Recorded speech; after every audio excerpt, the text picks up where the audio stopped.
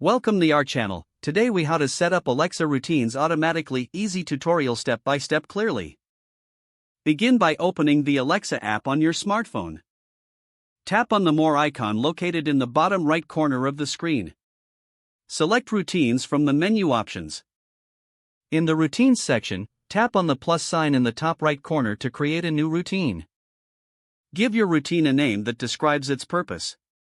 Next, tap on When this happens to choose a trigger for your routine.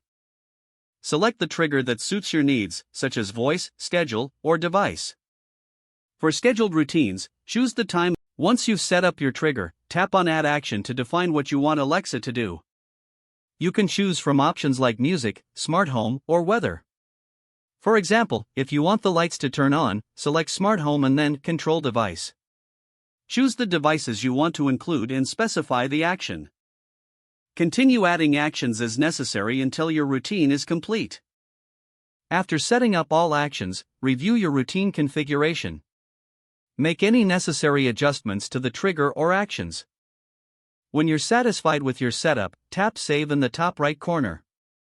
Your new Alexa routine is now ready to use. To test it, initiate the routine using the trigger you set. Enjoy the convenience of your newly automated tasks with Alexa. If the page does not load, refresh the browser or try again in a private or incognito window. Make sure you are using the correct email address, then retype it carefully to avoid small typos. If your password is not accepted, use the reset option and create a new strong password you can remember. Check your spam folder for verification or security emails, then complete any requested confirmation steps.